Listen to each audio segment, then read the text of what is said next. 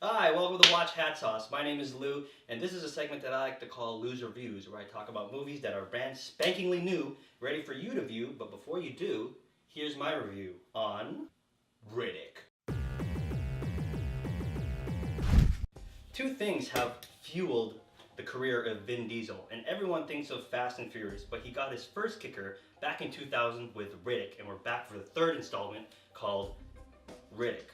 He returns with the same director, David Twohy, and it's good to see that they're all returning to their roots. So for my quick little overview, or my quicko, it's definitely an improvement from the second one called The Chronicles of Riddick, but the fact that they're going a little too far into their roots makes it a double-edged sword with double-edged results. So if you're learning about Riddick for the very first time ever in life, you are going to be confused as because I was watching it with some of my buddies and they were like, why are his eyes shiny?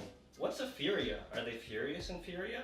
And what's a necromancer? And freaking Carl Urban is in this movie too from Star Trek, and he's like, damn it Jim, I'm a doctor, not a necrophiliac. Necromancer. But if you are familiar with the Riddick series, don't worry. Everything is explained and explains why he's no longer the leader of the necromancers and blah blah blah. So if you've seen the trailers, he's on a mysterious planet that nobody knows about, thrown off a cliff and left for dead. Super hot here. No, don't do it. No, there's no sunscreen. My skin. But obviously he survives or else we wouldn't have a freaking movie, right? And even though all this bad shit is happening to him, he actually narrates that it's a good thing for him because it gets in touch with his animal side, the old Riddick, which we all want to see. The first act of the movie is pretty much him in the wild, showing up Bear Grylls and Survivor Man a little bit. And the plot develops a little more in the second act when Riddick actually finds a mercenary station. So Riddick's like, okay, I could get the fuck off this planet. But with his Riddick eyes, he sees that things are getting a little pitch black in this shit. So he activates a beacon that summons two mercenary ships. One of them has the freaking chick from Battlestar Galactica and Batista. Yeah, the wrestler.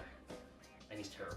So when the third act finally gets going, this is where the fun sort of stops for me because it pretty much gets a cut and paste formula of pitch black. And I've seen this before. For my final thoughts, the first two acts of the movie were awesome. You get to see Vin Diesel bring his A game to the character of Riddick.